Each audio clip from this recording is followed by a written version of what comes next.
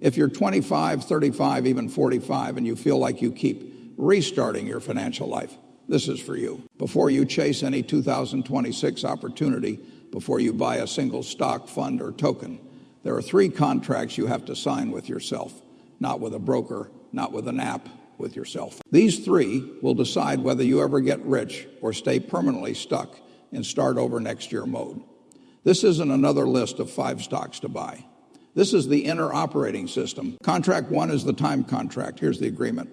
I will give my wealth building plan 30 years, not 30 days, not 3 years, 30. Wealth, the kind you see in the case studies, is almost always a 20, 40-year story, not a 2-4-year story. People look at Berkshire's track record and see 20% a year. What they miss is that the real magic is time multiplied by compounding, not any one trade. Let's talk numbers like a normal person, not a spreadsheet. Take 10, $0. At a 10% annual return for 15 years, that becomes about 41,800. The same 10, 0, at 10% for 30 years becomes about 174. 500, same return, same person, just twice the time. The difference between 41K and 174K is not higher IQ or secret hedge fund strategies. It's simply that in the second case, compounding had another 15 years to do its work. Stretch it further. Over 40 years, that same 10, 0 at 10% becomes roughly 452. 0 over 50 years, more than 1.17 million. This is what compounding does when you stop interrupting it. Or as I put it before, it's like pushing a snowball down a very long hill. The important thing is finding wet snow in a really long hill. Most people never sign this time contract. They say they're long-term, then they panic sell in a crash. They chase whatever doubled last year. They reset their portfolio every 18 months. They keep rolling the snowball back up the hill. When you truly sign the time contract, a few things change. You mentally lock a portion of your money away for 30 years. That chunk is not for houses, cars, or panic. Market crashes become sales, not emergencies. A 30% drawdown in year 7 is just noise in a 40-year chart. You stop asking, how much did I make this quarter? And start asking, what is my likely annual compound rate over decades? You are not promising to never touch a stock. You are promising that your core capital is being built for your 60-year-old self, not your 60-day from and of self. If you cannot sign a 30-year time contract with yourself, you're going to be a tourist in the market, not an owner. Contract 2 is the Circle of Competence Contract. The agreement goes like this. I will only put serious money into businesses that live inside my circle of competence, and I will be ruthlessly honest about where that circle ends. Here's how I've described it. You don't have to be an expert on every company, or even many.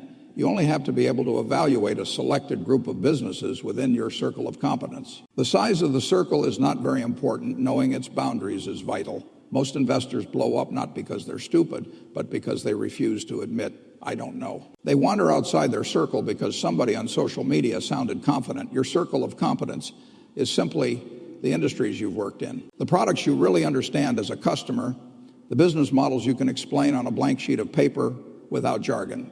So here's the exercise you need to actually do. Take a piece of paper. At the top right, my circle of competence 2026. List 3 industries you genuinely understand from work or life. Maybe it's healthcare because you work in a hospital. Logistics because you manage supply chains.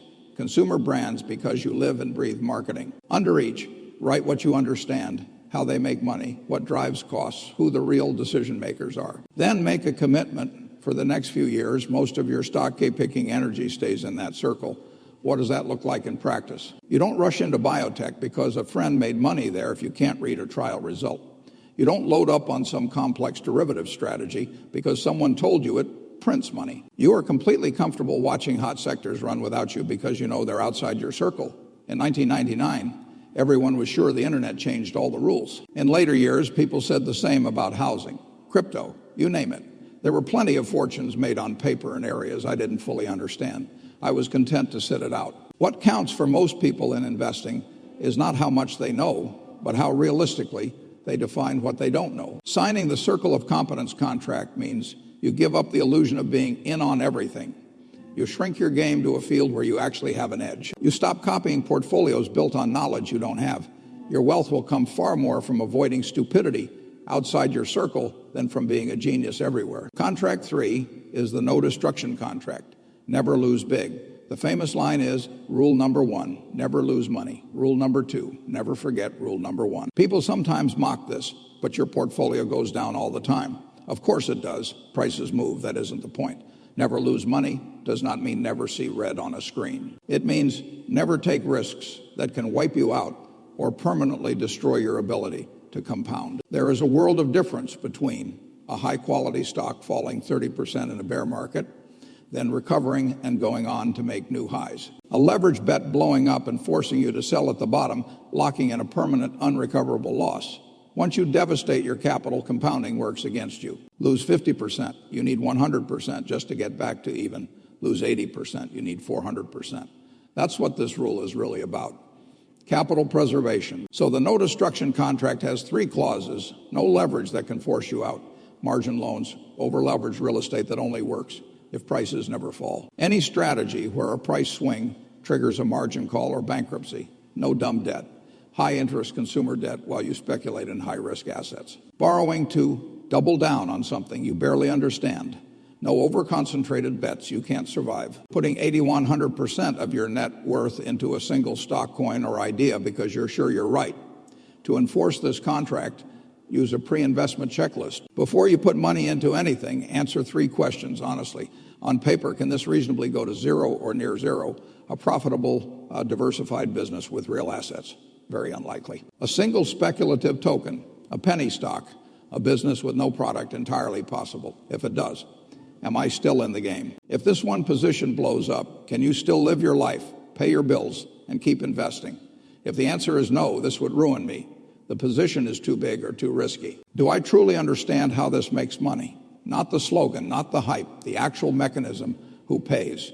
Why do they pay? What are the costs? Why will this still work in 10 years? If you can't answer those 3 and feel calm about the answers, you are not allowed under your own contract to invest. Signing the no destruction contract means you will probably miss some triple-digit rockets, feel boring at parties when others brag about aggressive leverage. But it also means you will still be in the game when those rockets crash.